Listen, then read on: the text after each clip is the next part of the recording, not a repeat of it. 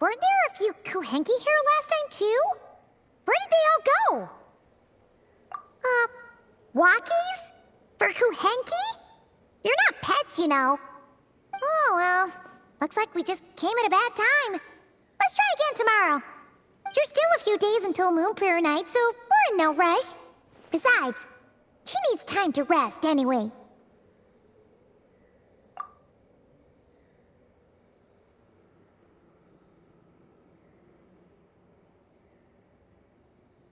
Kalamina! Are you back yet? Oh, how strange. Looks like she still isn't here. Right? It's not like her to spend so much time outside. Especially since she's worried about attracting unwanted attention. What about Luonatar? Luonatar, you there? Hey!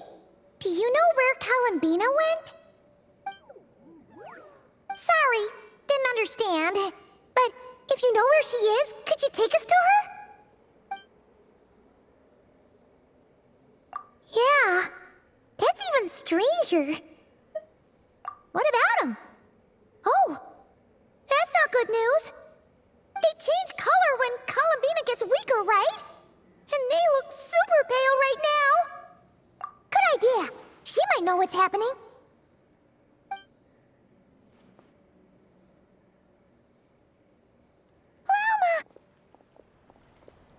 Ah, it's you. How is Kutar? Is she okay? No, she hasn't. I came here to check on her after I noticed the flowers had changed color. Based on past precedent, she must be very weak right now. Even getting up to walk would be a struggle. It seems unlikely that she wandered off outside. Not to mention that she doesn't do that at the best of times either. So yeah, this is super weird. No. Very few people are in the know about Kutar's whereabouts. And if anyone suspicious had visited, they'd have left some sort of evidence. Come on, let's go to Nasha Town. If anyone has seen her, someone there will know about it. It's not Kry's information hub after all. Makes sense. Let's go!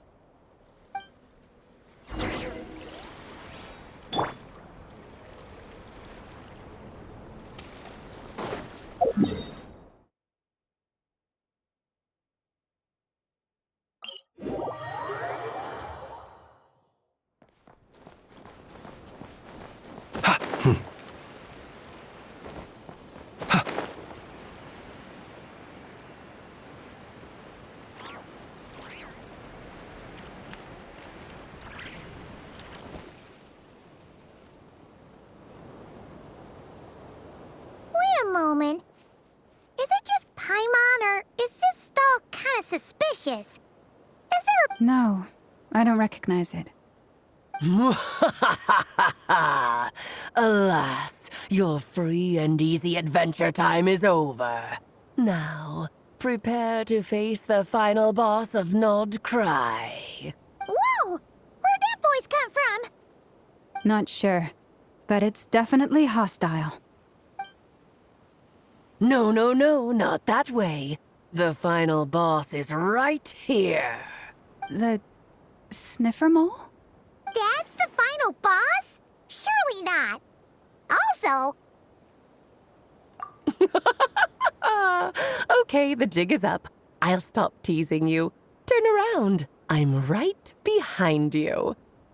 It seems I've managed to leave quite an indelible impression, even though you've never seen my face. Ah, nothing could make a great mage more pleased with herself.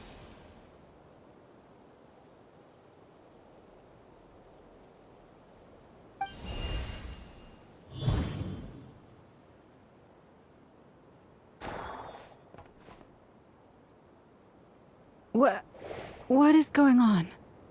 I've heard that all the big shots in Teyvat have long, wordy titles that stun people speechless when they make their entrance. Unfortunately, none of them are affiliated with the Hexenzirkel, and we ourselves keep a very low profile. The notorious name-dropping doesn't quite work for us. Still, I, for one, think I'm really quite amazing. So that didn't stop me from coming up with a title anyway. Alice? It's really you this time?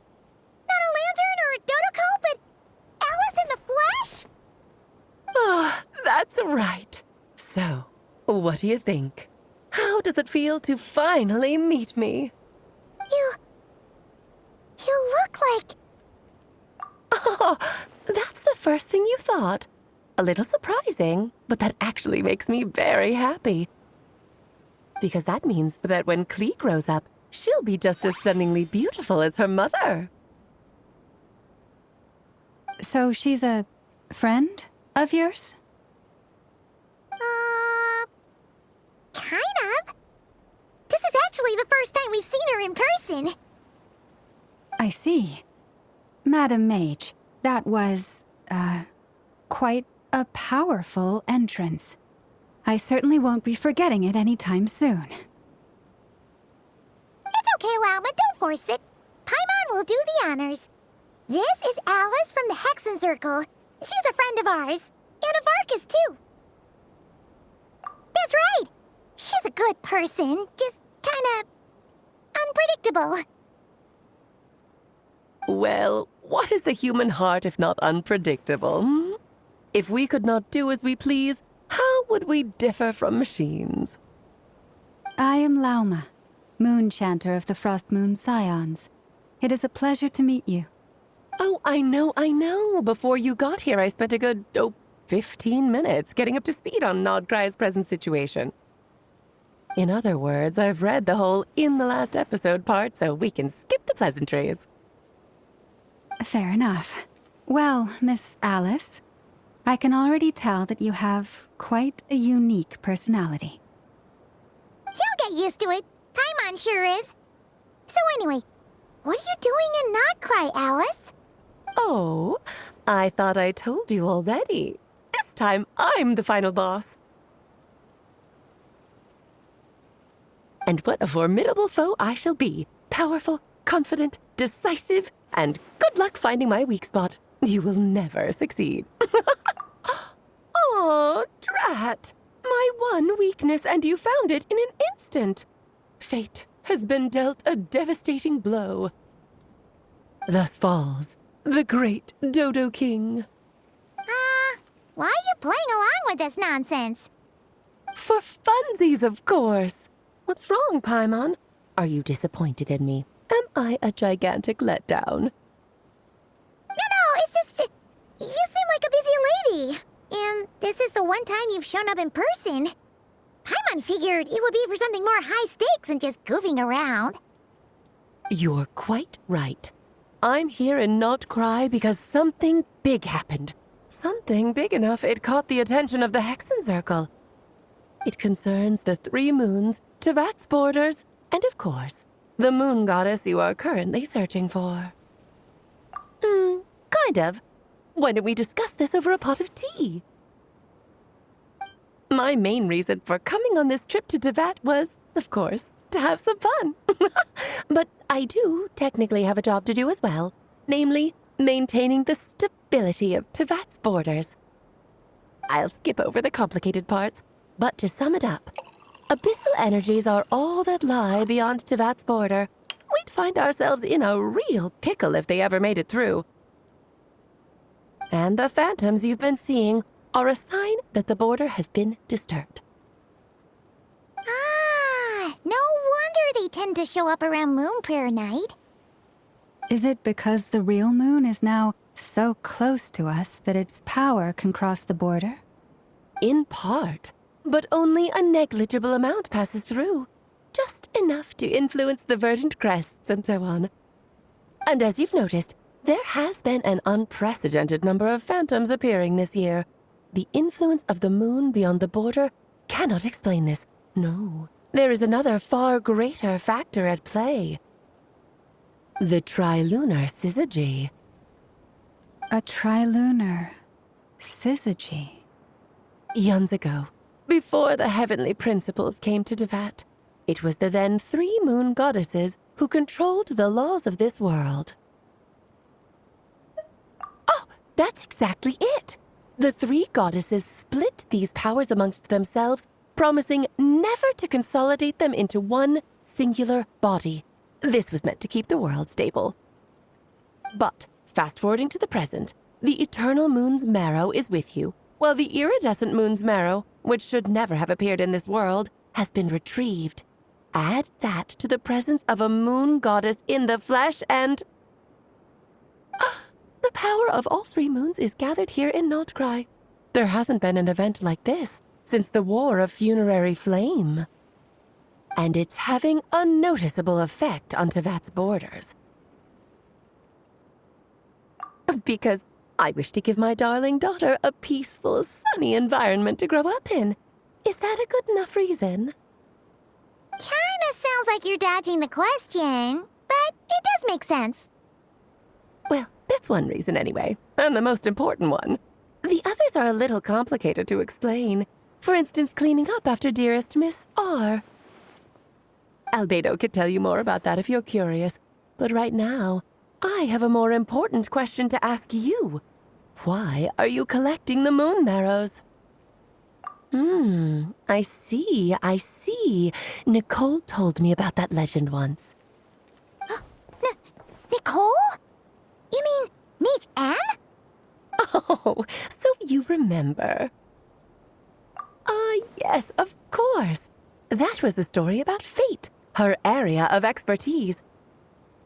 But back to the story of our dear moon goddess. I'm afraid her intended method of returning to the moon is unlikely to work anymore. What does that mean? She may be missing, but she hasn't gone anywhere. She has disappeared.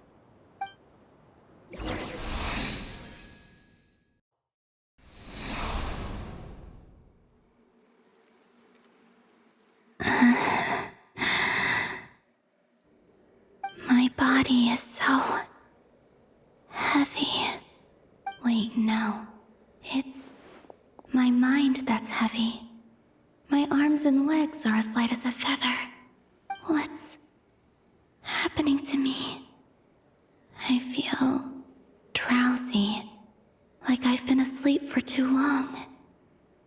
Is it daytime or nighttime? Is the moon out? I think I'll go for a walk.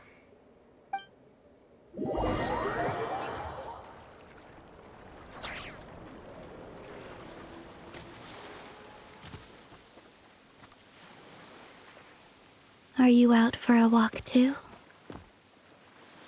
Huh?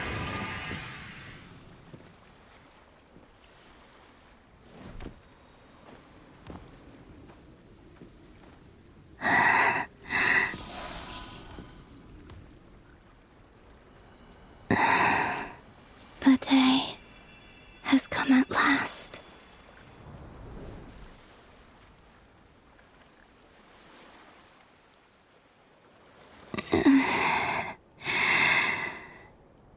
Have I grown so weak that I can't even sustain my physical form? But Moon Prayer Night is nearly here. I was so close to returning home.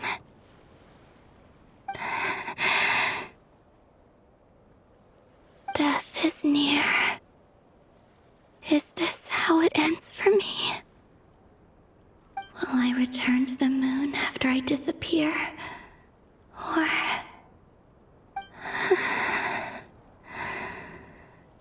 I don't want it to end like this. So far, at least, I still exist. Even if not physically, I can still feel. But as my power wanes, I'm sure that too will fade. I suppose I might take one final look at this world. The world where I was born.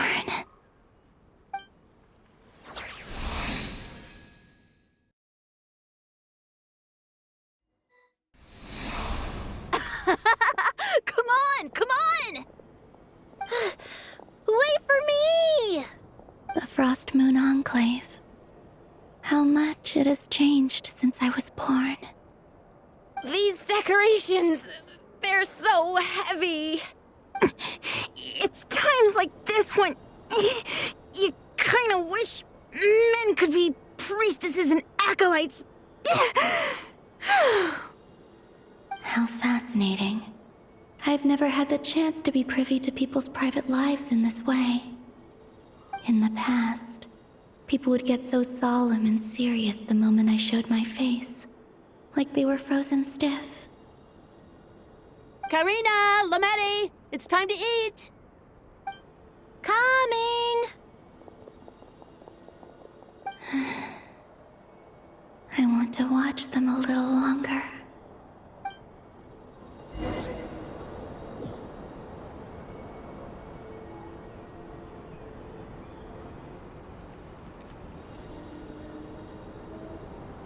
So just fill these balloons with air, right? Yep. Try a couple now to test things out. The rest can wait till Moon Prayer Night. Think fast. Rita! Teasing an acolyte of the Frost Moon Scions? Surely that's a punishable offense. Take this! Huh? All right, enough horsing around. Lady Lauma gave us a task. We should get back to it. The task is just to check that the balloons don't leak, right? Doesn't matter if we fill them with air or water. Yeah. Okay, you got me there. And you got me there. But still, we can't use all the balloons before the festival even starts. We won't use all of them. And as long as Lady Lauma's trusted acolyte doesn't snitch, this can stay as a little secret between friends. A couple more. Oh, you menace. Then, think fast! Is pumping a balloon full of water really so much fun?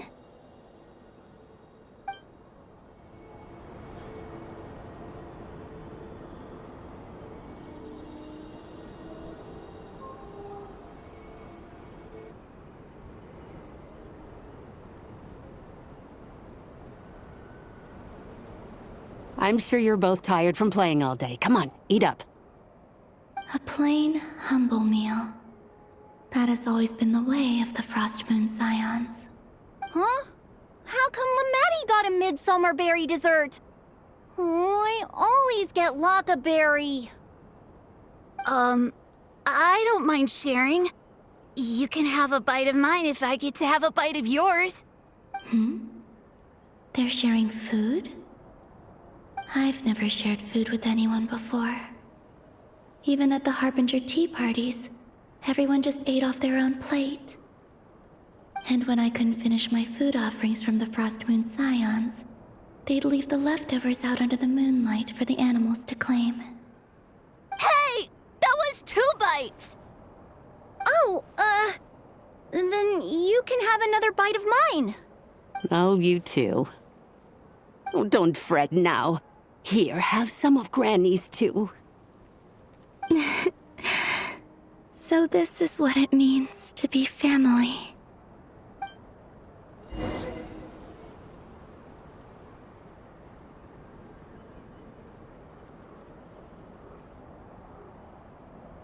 I'm seeing so much that I'd never usually get to see. They'd never act like this when I was around.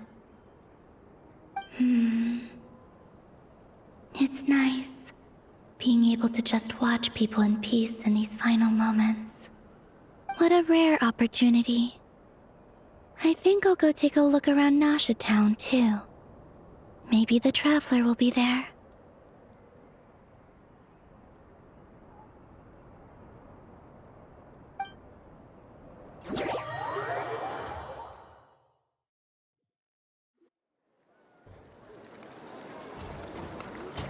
After the War of Funerary Flame, the Moon Goddesses were no longer recognized by Tevat. They lost the whole foundation for their existence. That's why the Moon Goddess's strength is fading. She cannot withstand the world's rejection of her. To be more pedantic about it, the moon goddesses did something to offend the heavenly principles, and that's why they were ousted. Something of a recurring theme in Teyvat's history.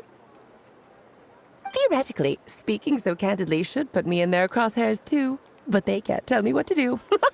I'll say whatever I want. Anywho, the Moon Marrow energies were but a drop in the bucket for her, and that battle against the Ray Hair of Solnari only weakened her further. Fortunately, it happened close enough to Moon Prayer Night when the Kuvaki concentration here is high. That's the only reason she managed to survive this long. What do you mean, fortunately? You said she disappeared. We're too late. Ugh, what a headache. I thought this was all common knowledge. I guess I have some more explaining to do. Okay, buckle up. It's time for another lecture.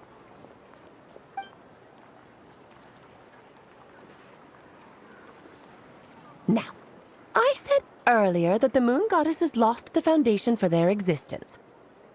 The reason for that has to do with the natural order. Basically, the rationale for their existence in Teyvat was lost. The same logic applies to the present moon goddess, too. Consider her existence so far. Her comrades in the Fatui called her Damselette. And she was worshipped as Kutar by the Frost Moon Scions. But these connections have now been severed, whether by her hand or yours. So, the rationale that once sustained her existence is now gone. Wait, we did that to her? Oh, well, strictly speaking, yes. But let's not start pointing fingers, shall we? I'll only end up as the big bad villain, and that's not the kind of final boss I want to be. Of course I do. I'm only the greatest mage in the whole entire world. Now, if you wish to find your moon goddess, there are two problems we need to solve. Firstly, we'll need to strengthen the connection between her and Teyvat, at least enough to sustain her until Moon Prayer Night. Strengthen her connection. But does that mean I'll have to rally all the Frost Moon faithful behind this? I'm afraid a bygone faith and a former home won't be of any help to her now. Do you know her name? Her name? Oh, yes. Names are very important things. A name is a fundamental concept that anchors one's entire existence. Then your first job is to find it.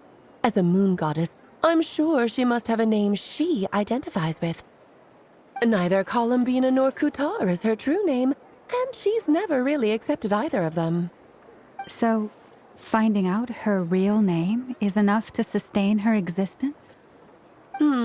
Yes, I know it sounds like a small step, but every journey begins that way. So for now, that's all we need to focus on.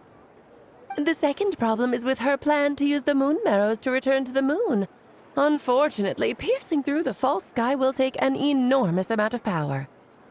Given her current condition, she won't be able to provide anywhere near enough power, even if she recovers her physical form.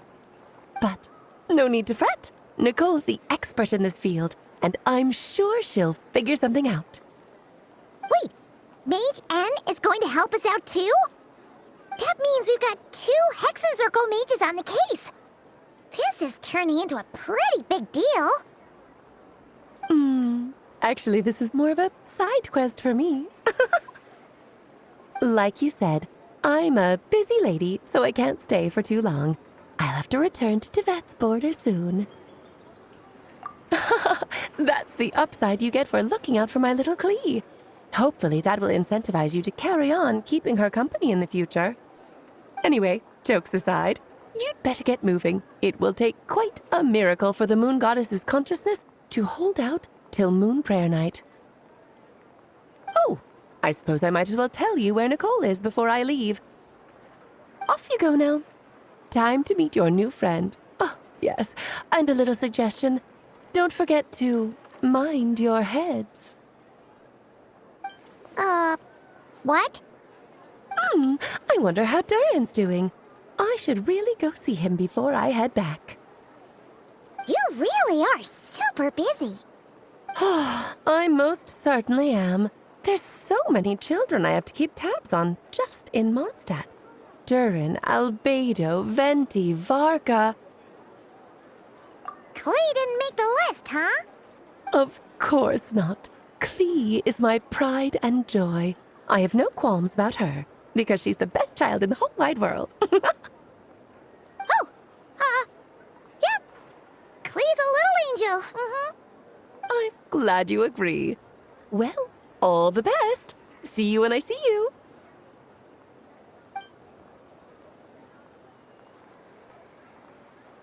She left in a hurry. Yeah, she didn't pack up her stall. Should we handle it for her? I must say, I'm now very curious about her daughter. Klee, wasn't it? What's she like? That's a long story. Come on, we'll fill you in as we go.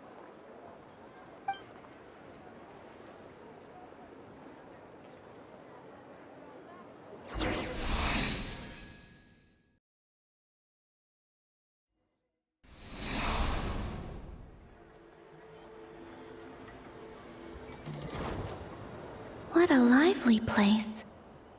I've never experienced Nasha Town like this before. Hey, you old geezer! Your hammer's rusted through! Who are you calling old geezer? Are they quarreling? I'm looking right at him!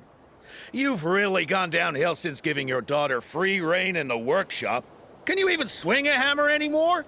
It shouldn't take you days just to fix a single chair!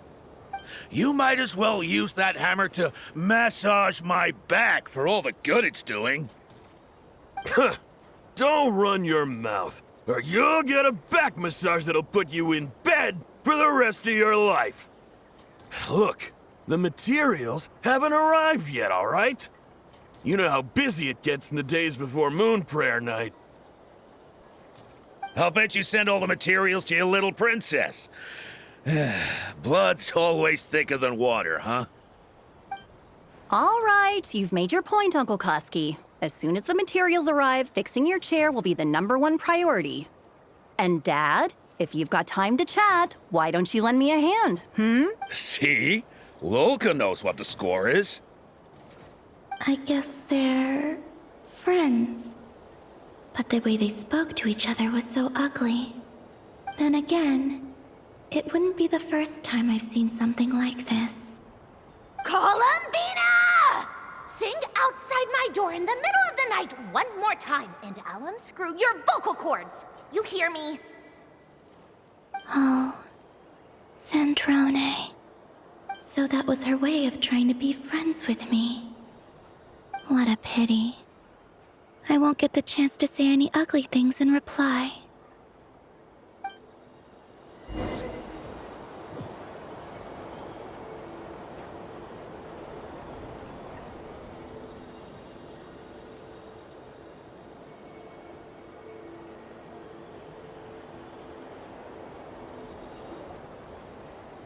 Hey, have you decided what to give her for Moon Prayer Night? I sure have. She's gonna get the surprise of her life when she's least expecting it. Then I'll whip out the ring and pop the question. The surprise of her life. What a fun turn of phrase. Cool, I get the picture. You can spare me the gushy details. Ooh, looks like we have a customer. Hello there, ma'am. Would you like some Moon Prayer Night candy? Huh? Is he talking to me? Can he see me? Here you go. Oh. Come back anytime. Right. Now, where were we? I don't know why, but I still held out hope.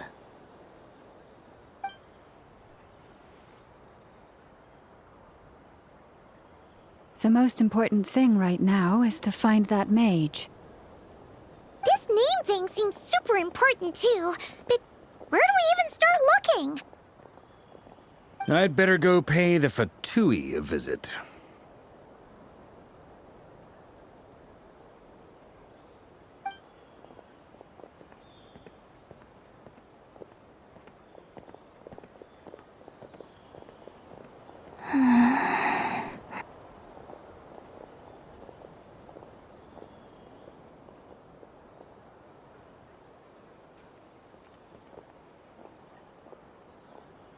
Columbina?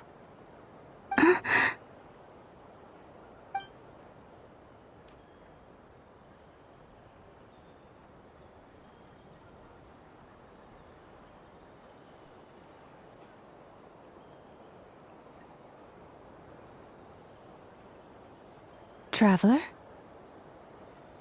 Let's go! This is no time to be spacing out!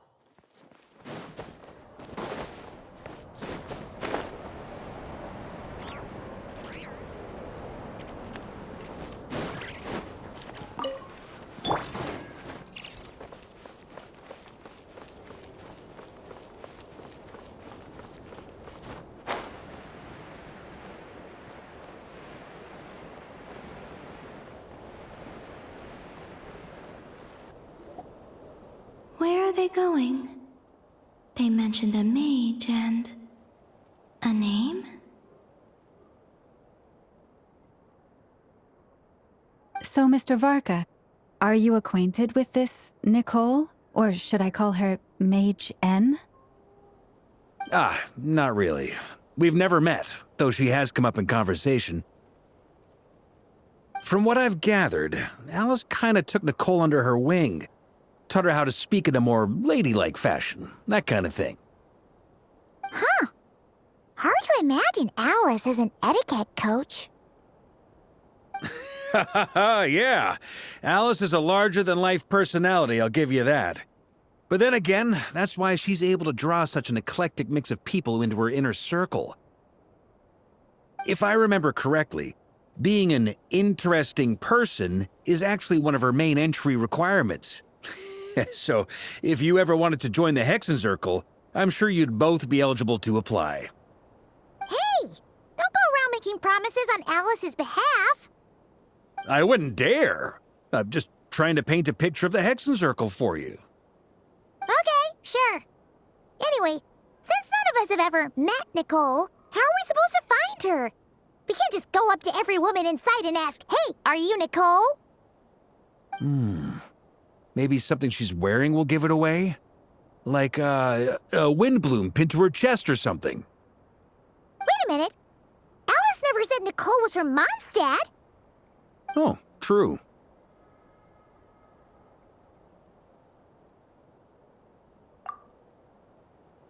That would be... this young lady, then?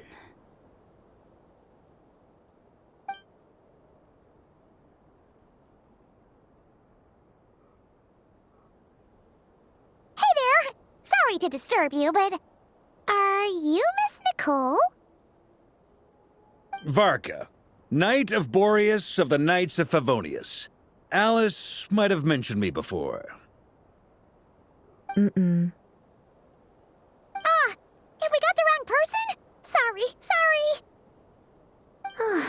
Well, this is awkward.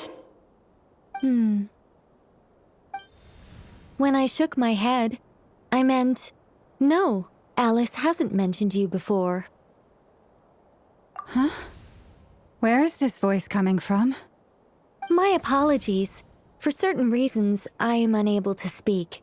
This is the only way I can communicate with you. It might take some getting used to, but I hope you can understand. Hey, it's fine. I'm more shocked by the fact that Alice never speaks about me. I mean, As for you two, we have crossed paths twice before, but it is nonetheless a pleasure to finally meet you. Oh, it's really you! Thanks for all your guidance in the past! You're quite welcome. This time, things are different. We have reached the unwritten pages of the story. You might say that we stand at the crossroads of fate.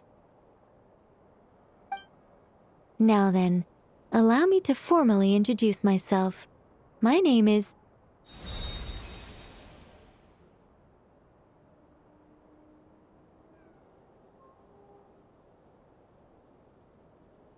No, stop! Alice! I can't believe it! I had a whole speech prepared. I'd agonized over every single word. She always picks the worst moments to ruin other people's plans. I'm so sorry about that.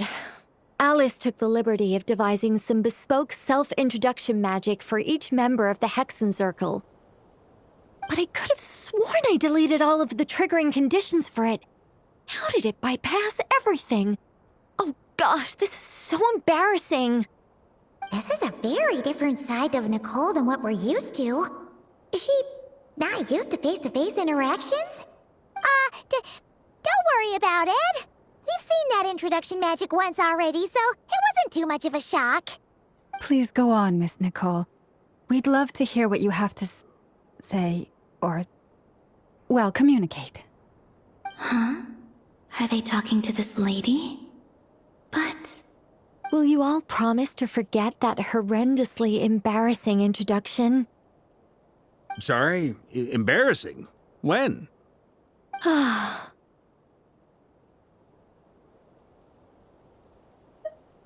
Yes, my name is Nicole, and I am one of a very few angels who have retained both their preferred form and their power. The Traveler and Paimon should be no strangers to this concept. There is another of our kind in Natlan. They call her the Lord of the Night. Right! Paimon remembers her! Yes. Well, I have retained more of my power than she. It's because I don't have a long-term duty to fulfill. No. We'll be here all day if I get into the specifics. Moving on. If I'm not mistaken, you are here because you wish to learn how one might reach the moon beyond the sky. That's right. Is that something you can give us any guidance on? Yes, I do know a way. It began with the Hyperboreans, who lived after the War of Funerary Flame. Blank looks. Maybe I should start with the background of the war. Or maybe not. It shouldn't be an issue. I'll fill in the gaps for you when we have more time. Anyway, after that war ended, the three moons retreated to beyond the false sky. The Hyperboreans were humans I once aided. They accepted the civilization and creations bestowed upon them by the angels.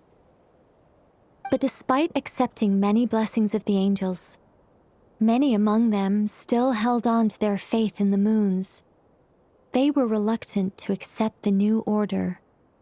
Even after the War of Funerary Flame, they sought to contact the moon goddesses beyond the sky and receive their guidance. But all three had passed away by that point. This mage has a unique method of communicating. Is she talking about the moons? Yes, but they did not know. And so, still they prayed for the moon goddess's mercy.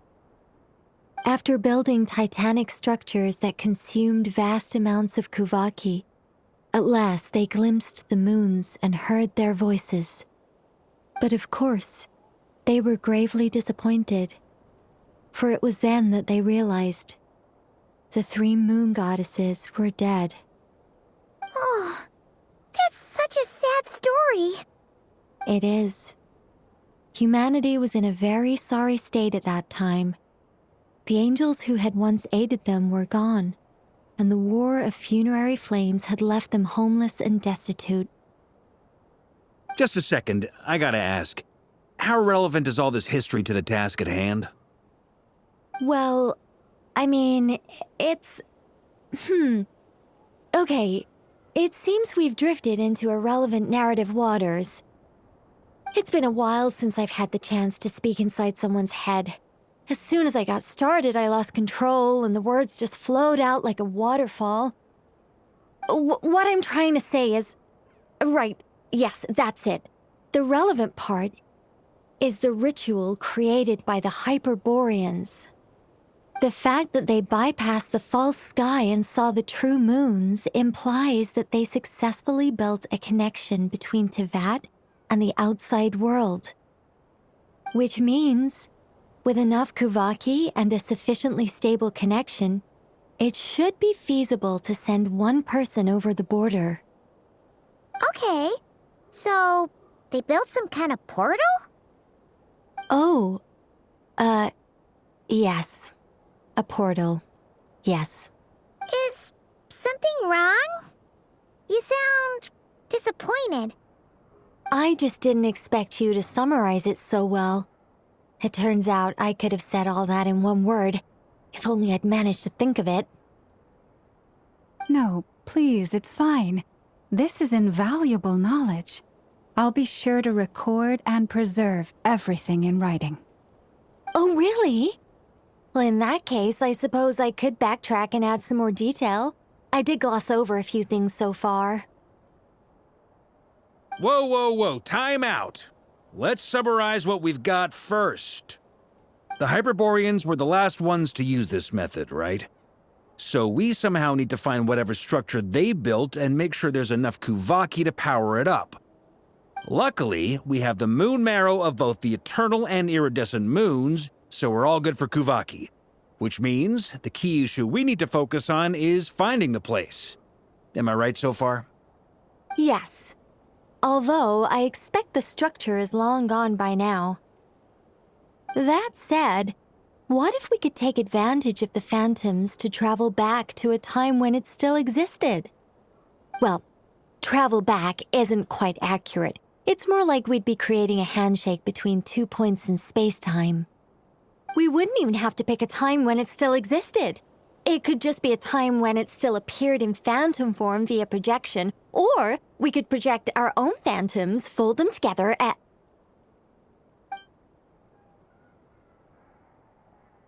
You look lost. Was that too hard to follow? Yeah, things got a little, technical there. Paimon's brain is reaching capacity. All right. Let me think about how to put this more simply. Okay, got it. Over the next few days, I'll search for phantoms that we can use. Once I find one that meets the criteria, I'll let you know and we'll regroup. By completing certain rituals, specific individuals will be able to enter the phantom and make it to the Hyperborean structure. If everything checks out, and it looks feasible, we'll just need to wait for Moon Prayer Night, and we can send the Moon Goddess back home. I'm really skimping on the detail here. Is this making any sense at all? I think so. For now, we'll just wait to hear from you. Yes. Basically, yes. Great. Counting on you. In the meantime, we'll focus on finding the Moon Goddess's name. My name? Are they looking for a way to stop me from disappearing?